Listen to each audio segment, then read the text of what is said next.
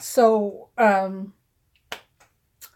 am doing this because we unfortunately had that horrible shooting down in Florida.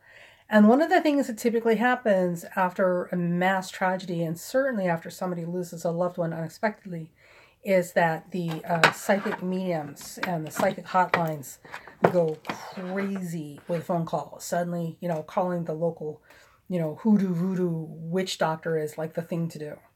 So, and these things are completely understandable because you've just lost a loved one, you're processing your grief, it's unexpected, it's sudden, it's not okay.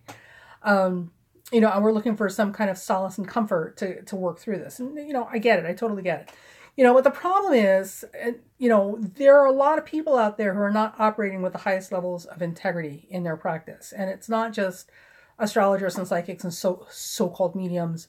It's also doctors and lawyers and business owners and police officers. Like, the whole world is full of really selfish, self-serving people, which is unfortunate. But, it is what it is. So, little information about me you should know. One, I have been in and around this business for a long time. I'm much older than I look. I'm 103. No, just kidding. I've been around a long time, and I've been involved in this professionally a very long time. So I've seen a lot of behind the scenes stuff and got to know people on a very personal level, not just as a client. So I have a very different perspective on this business and this industry. And I've seen a lot of not so great stuff. So the thing about it is, I'm going to start with the fact, when we talk about gypsy con artists and hustlers, we typically think of the roadside readers, right? The little, give me $50 and I will read your oh, you have a curse. I can burn a candle for another $100 to remove the hex from you. Like, that's what we think of.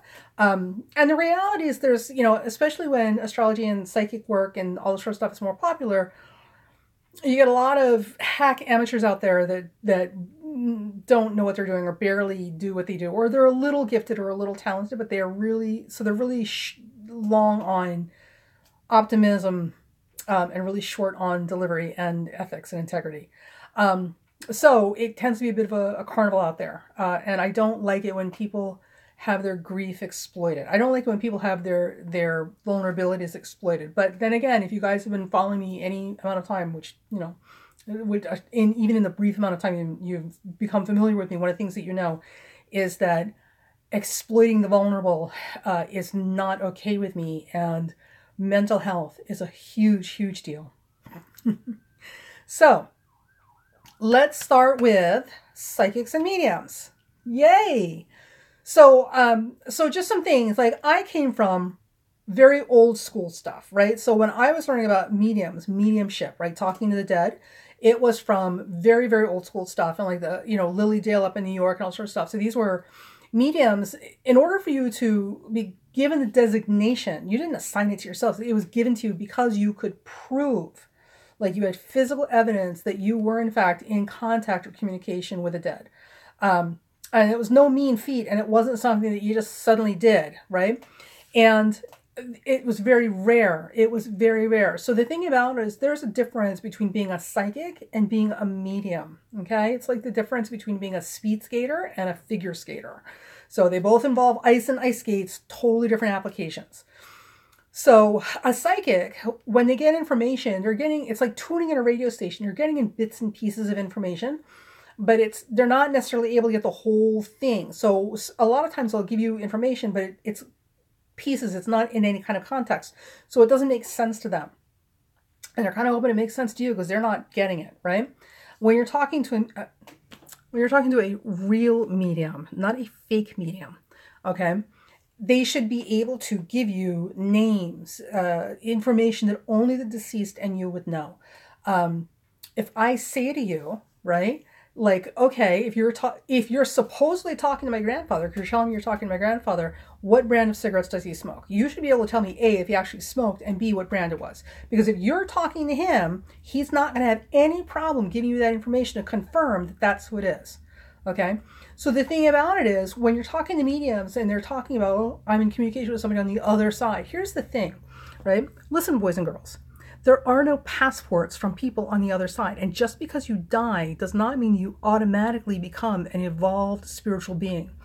psychopaths, rapists, murderers, people who are on the very, very low end of the swamp, in terms of their evolutionary development, like they're not going to suddenly become evolved the minute they're dead. They're still nasty, dirty, ugly, low-level entities, okay? Typically, they will be attracted to energies that are sympathetic to their own. So unfortunately, people who are in the midst of drug addiction will pull in those types of entities more often. And people with mental illness will certainly pull in more unstable energies.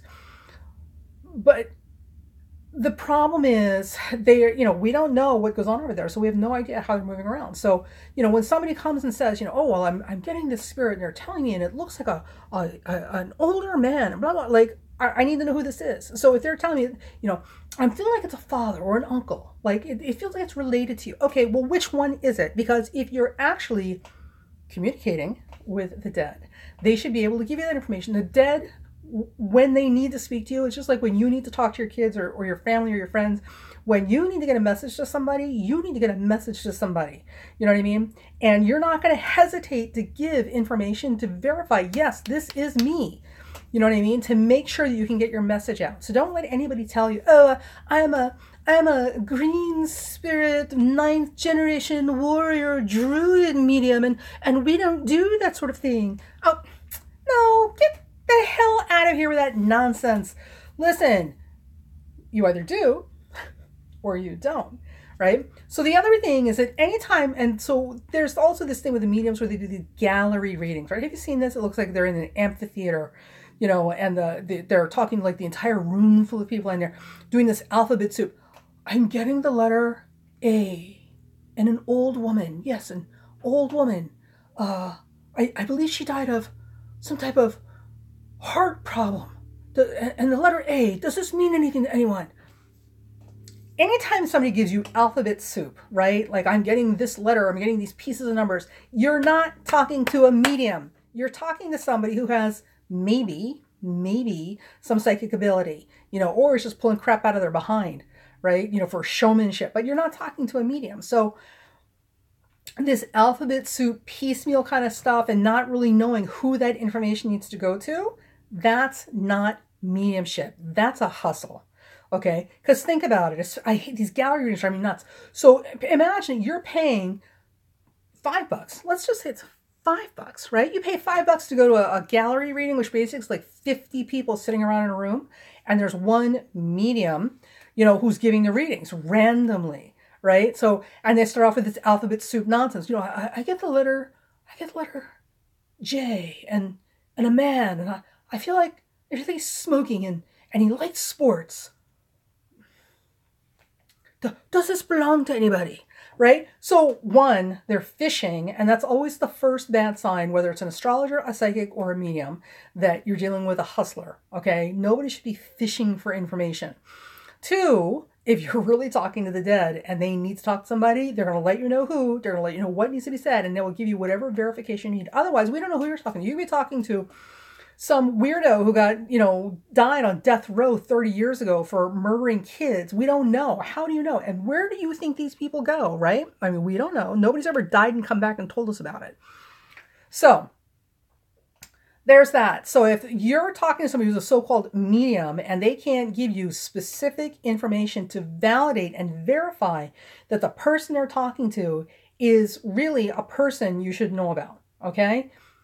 No, you're not talking to a medium. Listen, people who have claimed to have been reincarnated from past lives and remember places will tell you details about their lifetime in that place that can go back in the archives, in the history books and the newspaper articles, and they can verify that those details are there, and there's no way this person could have known that. People who are communicating with somebody who speaks a different language, like maybe they're talking to your dead great Aunt Frida, who just happened to be, I don't know, Norwegian, right? Frida doesn't speak English, and Frida's perfectly capable of, if you're actually a medium, Frida's probably capable of speaking Norwegian through the medium, okay? So no translation is necessary. If you're a psychic, you're going to translate or interpret back and forth because you're on a different wavelength. But when we talk about mediumship and communicating with the dead or acting as a channel for the dead, okay, that's a whole other thing. The only mediums I trust are trance mediums, which means you have to actually go into trance to be able to allow the dead or the deceased to speak through you. Okay. Now, if you're in trance, you're not in your conscious mind, which means that I should not hear you saying things like, well, didn't you just say, whoa, wait, what do you mean, didn't I just say? Like, are you in trance or are you not in trance? Because if you're not in trance, you're not really doing mediumship. You're being maybe a psychic, but we're having a conversation. You're not doing a reading. Okay. The other thing, oh my God, is back in the 80s, there was this huge renaissance with the New Age and astrology and psychic stuff. And, channeling was the big thing. And this is how we've ended up with this piss poor excuse for mediumship that we see everywhere now, right? So back in the 80s, there was Shirley MacLaine was a actress, very big celebrity, and she was found herself channeling this, enlightened spiritual warrior being from another dimension in space, right? Oh, yeah, right. Here we go with the Pleiadians. And he was Rumtha, so it became very popular. And what would happen is when you're channeling versus trance mediumship, right, you're kind of in your conscious mind. So you're acting as like an intermediary between this thing, or in the case of Rumtha and a couple of the other ones that are being channeled, like there was supposedly the ability for you to step aside and they could speak through you. Because, when Shirley MacLaine was doing the Rumtha channeling, her accent would change and her voice would deepen, like supposedly he was in her. And then she could bounce in and out. So that all started, the whole channeling thing started in the 80s. And now, of course, move forward and everything's about being trendy and being marketable. So psychics who are trying to do this for a living know it's a lot easier to sell being a medium than it is selling a psychic. Because thanks to people like, Sylvia Browne, who I adore, right? The Long Island Miss Medium or whoever, she's a phony. But Sylvia Browne is the real deal. So because people like Sylvia Browne are able to give specific detailed information, names, license plates, things that are specific and detailed and provable, it's unfortunately raised the bar very, very high for other psychics, right? So, but the thing about it is people are really hungry for this mediumship thing. So they're all clamoring. And the minute you put medium on a label, it's just like putting organic on a food label. Suddenly you can charge more and you're going to be more popular and you have more credentials. So if you're getting alphabet soup, if they cannot verify who they're speaking to by giving you information that is specific to that person, that only that person would know, I don't know who they're communicating with, but it's not who they say they're communicating with, because the dead have no problem verifying who they are if they have information they need to get to you. If you had information or a message you need to get to somebody you loved, would you have a problem verifying who you were? No, not at all, right? So the other thing, okay, and this is important, right? If at any point you're dealing with somebody who is looking at you and trying to do this reading and they insist, excuse me, I need you to look at me. I need you to focus on me. No, that's the first sign you're getting conned, because here's why, okay? If you're a medium or a psychic and you're pulling information or receiving transmission or messages, communication from someone else, it's literally like having a conversation with somebody else. So where is your attention? Your attention is not on the person you're giving the information to. Your attention is on the information coming in. So, and this is not like normal person-to-person communication. So you have to pay attention a lot more closely.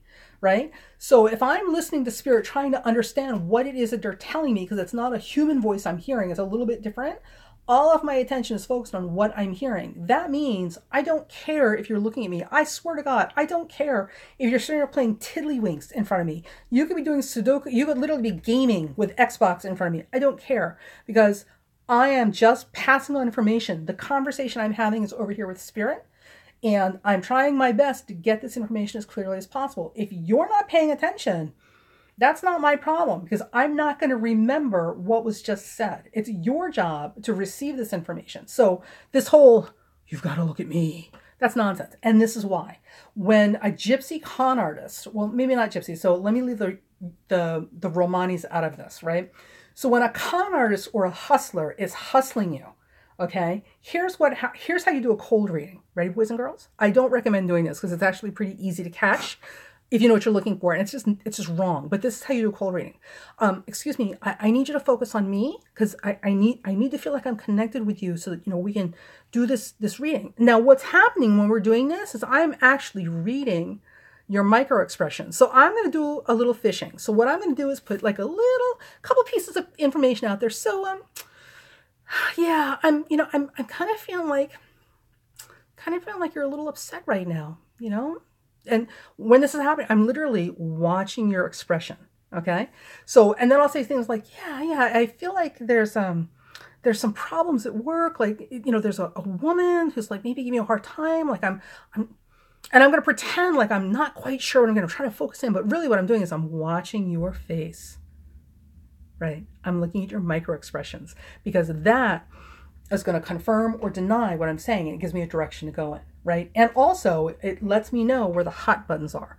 Okay. So when we start talking about your boyfriend who's cheating on you, or your husband you think is cheating on you, or your girlfriend you think is leaving you, or whatever, those little micro expressions are going to give me an idea where you're most vulnerable and which direction to go in. Because the thing about it is, when you are more emotionally charged about something and having a lot of anxiety and fear, you are the easiest to read and manipulate. Okay. So there's that. I had this reading recently, where someone's like, excuse me, you need to look at me. And I'm like, you're not a medium. Like, if you were a medium, why you're not having a conversation? You're just relaying it. Why do you care what I'm looking at you or something else? Oh my God. So there's that. The other thing is, again, remember, we're talking about conversations, right?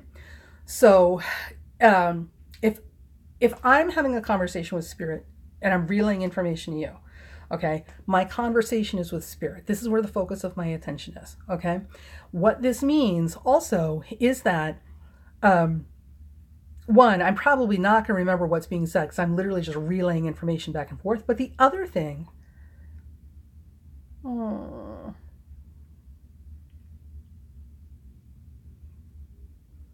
yeah. So, but this is the thing. So you can be a very good psychic. That's not the same thing as being a medium. And there's nothing wrong with being a psychic. The problem that I have is when you misrepresent yourself. You know what I mean? For the love of freaking God, if you're a psychic, be a psychic. If you're a medium, you better be a medium, right? Because this is the other thing. Like, and if they get defensive because you call them on it, like, well, so if you're really a medium, like, what is my father's middle name? Like, if you're really talking to them, if they get defensive at all about proving themselves, get your money and leave, just leave. Because you know why?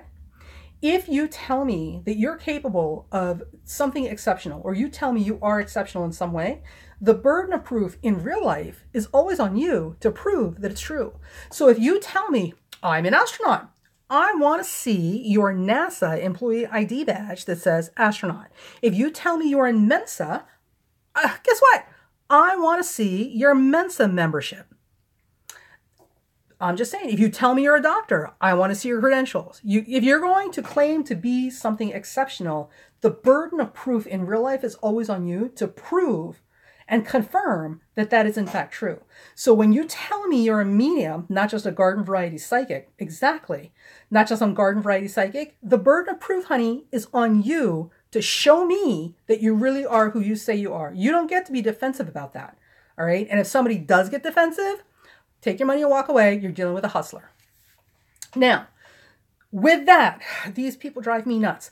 So with that, the other thing, right? And you got to understand, I've got nothing but love for psychics and mediums, but I like to deal with people who have integrity in what they do. And when you misrepresent yourself, there's no integrity in that. Whew. Okay. So the other thing, and this doesn't happen very often, but this is usually a lead in to you cutting a hole in your wallet. So you can just literally just hemorrhage money in their direction. And it's a really cheap play. If at any point somebody ever says anything to you at any part of the reading about hexes, curses, the evil eye, bad mojo, no, and no. Because typically what happens after this then becomes, but for an extra $50, I can burn a candle to remove the curse from you. Because that's all it is. So what they're doing is they're playing in your paranoia and they're playing in your fears. Okay? And they're using that as a leverage to open up your wallet again in the future. Okay? So things that you should be looking for if you are doing a medium. Here's the other thing, and this is very, very important. Yeah, very, very important. Okay? If talking to Spirit and Spirit is on the other side, guess what? Spirit knows what you're capable of. Spirit can see the goodness in you, and Spirit can see what you're doing that you're not telling other people about.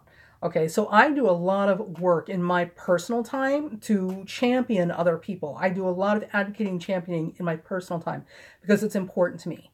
And I don't talk about it because it's just got to get done, right? It's not about the glory. It's about it's got to get done. So if I'm talking to a so-called medium and you're not telling me anything about any of that stuff, you're not talking to Spirit.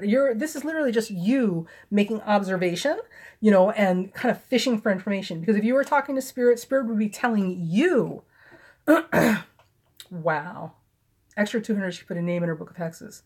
Yeah, see, I'm telling you, man, it's a hustle. So if you had this person actually been talking to Spirit, that Spirit could tell them what I'm doing. Like literally, they could tell them what I'm doing in my spare time that I never talk about. But they don't. So if you're dealing with somebody and you're not feeling better at the end of it, meaning that if you end up feeling more fearful, more concerned, more vindicated or validated in your victim status, and make no mistake about it, you might very well be a legitimate victim. Nobody's taking that away from you, but you should not feel like this is the definition of who you are, right? Because your life does not begin and end with this circumstance. All right. So if you're not feeling improved and moved forward from all of this stuff, this is not Spirit you're talking to. This is a hustle. Okay. Because remember, when you're emotional, you're at your most vulnerable and the most easy to manipulate. And the final thing that I'm going to give you is, and this is, I want you guys to have this for my ladies in the audience who are very strong personalities. You know who you are, right?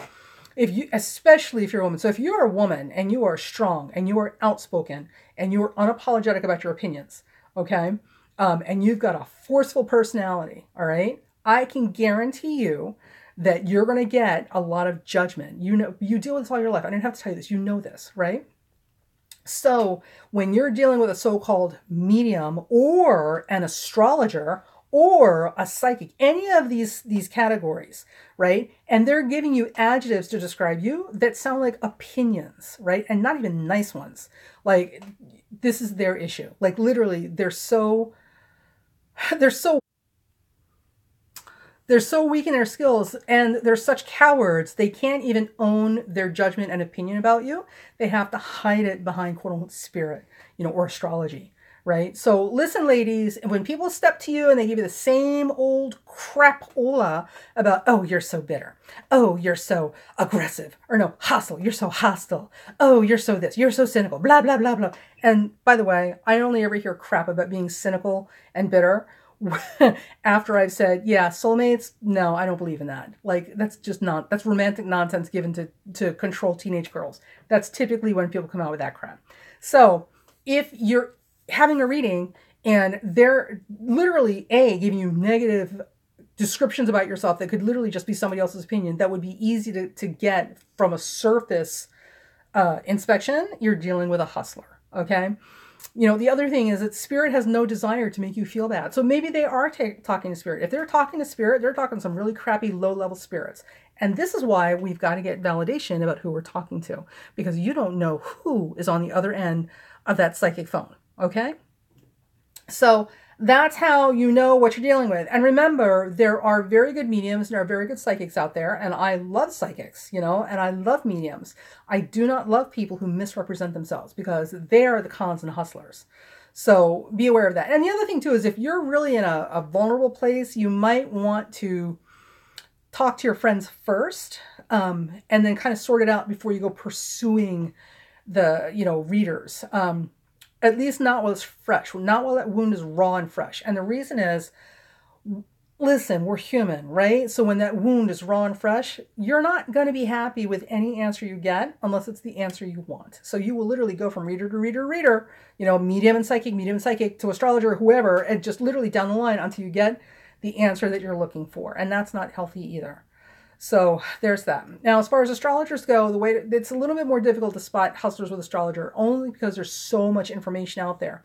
But technically, what I would say is that when you're dealing with an astrologer, first of all, if they're using a whole lot of technical information, right? Well, your Venus Well, yeah, I know. Well, there's a lot of people that just want to hear what they want to hear. I have a girlfriend who is like that. She had like the world's longest midlife crisis, made a complete mess of her life, one bad decision after the other, refused to accept or even consider the fact that her life was in shambles because she consistently made one bad decision after another after another. She's completely irresponsible. And literally, I watched her spend thousands of dollars going to various psychics trying to get somebody to make her feel better by telling her what she wanted to hear, which was basically she had a horrible curse on her. You know, somebody had given her the evil eye, and none of this was her fault. That's all she wanted. Um, anyway, yeah. So with astrologers, the things to avoid, one is that if they're really big on the technical stuff, right? Oh, your Venus is sesquiquadrate your Neptune, which is biquintile this and square that and blah blah blah blah, and it's all technical stuff and like this much useful information. You're probably not dealing with a great counselor. You can be very good astrologer technically and not necessarily a great counselor. So with astrology, it depends on what you're trying to get from this. The other thing that I would probably be careful of with astrologers, I'm trying to think what I've seen. Oh, and again, the same thing. Oh, there's some. First of all, male astrologers I'd be very careful of because a lot of these guys use astrology because it's the only way they can get women to talk to them. And every time I've ever gone to a male astrologer, the first thing he does is look in my chart and starts talking about sex. Like, really? Yeah, there's a lot of those out there. So if you're young and attractive, you want to be aware that male astrologers are probably not your best bet. The other thing is with astrologers, if they're looking at your chart and everything becomes about, oh, well, of course, because you're an Aries. You know, well, of course, you've got Moon in Libra. Like, no. That is sloppy, irresponsible astrology. It's probably also not true because there is no one single thing that is the, de facto, of course. Because it's not. You are a complicated person. Your chart, it represents dimensions and levels and layers of complexity, okay? Because, not just because of the planets and houses, but because of the relationships and interactions they have with them. So it's a little difficult to give you the string of aspects to justify like one statement about your character. And it's also ridiculous to say that everything about your character is based on this one planet. So the other thing is that you cannot be defined by a planet in a position. So anybody who's like, oh, well, but of course you're an Aries. Of course Aries girl's this. I had a girlfriend, she couldn't interpret a chart to save her life. Like literally, she was bad. Very popular, but very bad. She could make anybody's life exciting. Like literally, she could make the most boring life exciting, which is why she was very popular. And so, but with her it was the same thing. Oh, well, honey, you're an Aries. You can't stand commitment. And then the next person along, oh, well, you're a Taurus. You can't stand commitment. And the next one, oh, you're a Gemini. Please, you and commitment. Like it would be the same answer every single time, regardless of the planets involved, right? And the signs. So when people get into these de facto, of course, because you are or you have, la la la, be a little careful with that. The other thing that I see a lot of with astrologers, especially not great astrologers, is anything in here that they're looking at that does not make you feel like a better person, that does not improve your condition and help you become a better person. Okay? This is not an astrologer. This is an amateur who's figured out how to read an astrology chart and do cookbook astrology and is going for the high points. Okay? And this is especially true for those of you out there who have very, very difficult aspects in your chart. So the thing about it is when you have very difficult aspects in your chart, this is a whole different ball game because there are very, very specific evolutionary demands that you must meet in order to get the best out of this. And it does not make you a horrible human being, and it does not make you a victim for the rest of your life. And it does not mean, well, of course my life is a shambles because I've got this horrible, Saturn opposed Jupiter, blah, blah, blah. No, there is no of course. There is no of course in astrology. I mean, sometimes there is, but so if they're doing the reading and you're not getting useful stuff out of this, but I suppose it depends on what you want the astrology reading for, right? If you're not getting useful things out of this that make you feel better and more on top of things, more capable and more understanding of why you're dealing with what you're dealing with and not because you're a victim of circumstance and fate. Yes. And the stars. Oh, my life is awful because, and that's just the way it is. No.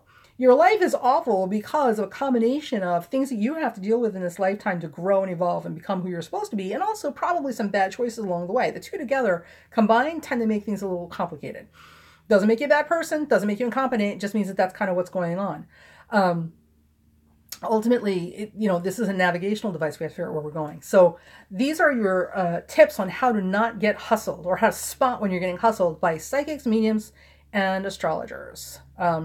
And we're already at 30 minutes. I meant to make this a 15-minute video. We're already at 30 minutes. So these are the things to keep in mind. And again, also, here's the most important thing I want you guys to remember, especially when you're dealing with psychics, mediums, and astrologers, but definitely psychics and mediums.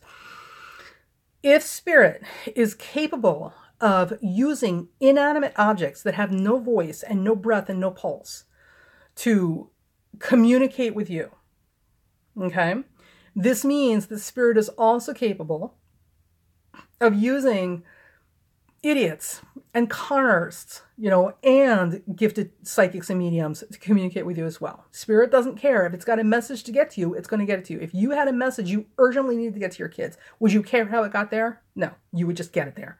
And spirit is the same way. So if they have a message that they urgently need you to have, they're going to use whatever is available that you're paying attention to. Okay. And they're going to keep trying it until you pay attention and you get it. Like, oh my God, right. So it is entirely possible that you could have a complete fraud in front of you doing a reading, and you may get a piece of information that's very important to you because spirit is trying to communicate with you and they need you to have that. Okay. That does not mean anything else this person is saying is correct. That does not mean that this person suddenly is validated as being a proper psychic or a medium. It does mean that spirit really, really needs to get that message to you and are going to get it to you one way or another. So, if you feel the need to have these readings, go and have them and enjoy them and take them for what they're worth. And most importantly, look for the stuff that's useful to you and leave the rest behind. At no point should you feel bad coming out of this reading. At no point should you feel more frightened or more helpless or more, rooted in being a victim of circumstances. None of these things. Spirit sees what's possible in you, and spirit sees what you're doing that other people don't know about. So if they can't call it that and they can't verify who they're talking to, I don't know what's going on, but it's not mediumship. Okay. So that's it. There's the only other thing, and I'll tell you, this is a little secret between us, right? So just because you're a psychic or a good astrologer or a medium, this does not make you a good person. I know a lot of professionals who are very, very gifted and very, very good at what they do. And I know others that are not so gifted, but very popular, and very good at what they do. And